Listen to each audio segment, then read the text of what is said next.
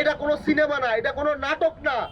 আপনি এখানে শাহরুখ খান হইতে আসেন নাই, আপনি দেশের প্রধানমন্ত্রী, আপনি এগুলোকে অ্যাড্রেস করেন। এই সরকার ভারতের সাথে আসলে কি এমন চুক্তি করেছে তার ভিত্তিতে তাকে আজকে এই ধরনের নতজানু পররাষ্ট্রনীতি অবলম্বন করতে হয়। আমরা যখন দেখতে পারি যে নেপাল একটা ছোট রাষ্ট্র হয়েও তারা ভারতকে চ্যালেঞ্জ জানাতে পারে, ভারতের চোখে চোখ রেখে এই পররাষ্ট্রনীতি নিয়ে তারা কথা বলতে পারে, কিন্তু সেই জায়গায় বাংলাদেশ অনেক দিক থেকে নেপালের থেকে বেশি স্বয়ংসম্পূর্ণ হওয়ার পরেও বাংলাদেশ তার যে রাজনৈতিক অবস্থান, শক্তিশালী পররাষ্ট্রনীতি সেটি নিতে পারে না। এবং আমরা কি দেখতে পারি? আমরা দেখতে পারি যে বাংলাদেশ সরকার যখন প্রত্যেকটা সেক্টরে ফেল হচ্ছে, তখন তার মন্ত্রীদের কাছ থেকে, প্রধানমন্ত্রীর কাছ থেকে শুধুমাত্র স্টান্টবাজি আর স্টান্টবাজি। আমরা দেখতে পারি যে প্রধানমন্ত্রী তার স্ত্রীকে নিয়ে গাড়ি চালাচ্ছেন। আমরা দেখতে পারি প্রধানমন্ত্রী বৃষ্টিতে তার স্ত্রীর মাথার উপরে ছাতা নিয়ে তারা বৃষ্টিতে একসাথে হেঁটে যাচ্ছেন। জায়মা রহমান পায়ে হেঁটে অমুক জায়গায় গেলেন, প্রধানমন্ত্রী পায়ে হেঁটে অমুক জায়গায় গেলেন, প্রধানমন্ত্রী হচ্ছে অমুকের বিয়ে খাইতে গেলেন, বিয়েতে দেরি হবে এই জন্য হচ্ছে তিনি আগেই বিয়ের অনুষ্ঠান থেকে চলে আসছেন। এই ধরনের স্ট্যান্ডবাজি, একটার পর একটা স্ট্যান্ডবাজি করা ছাড়া আর কিছুই তারা দিতে পারে নাই।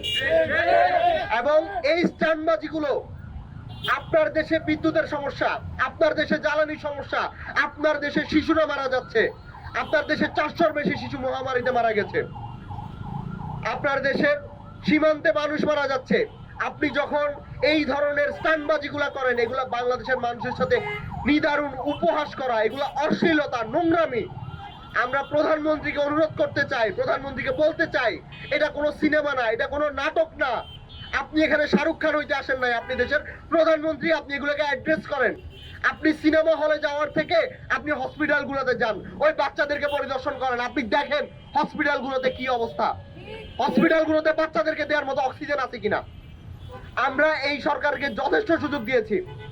আজকে 400 শিশু মারা যাওয়ার পরে আমরা আজকে রাস্তায় নেমেছি, কারণ হচ্ছে আমরা জানি এই সরকারের অনেকগুলো সক্ষমতার অনেক অভাব রয়েছে।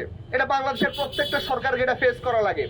কিন্তু তাই বলে আপনি যদি মনে করেন যে এই দেশে আপনাদের বিরুদ্ধে কথা বলার মতো কেউ নাই, বিরোধিতার মতো কেউ নাই, আপনারা ভুলে যাচ্ছেন আমরা 5 জন হলে 5 জন, 10 জন হলে 10 জন, 100 জন হলে 100 জন আমরা রাস্তায় দাঁড়াবো, আমরা প্রতিবাদ করব, আমরা আপনার বিরুদ্ধে দাঁড়াবোই।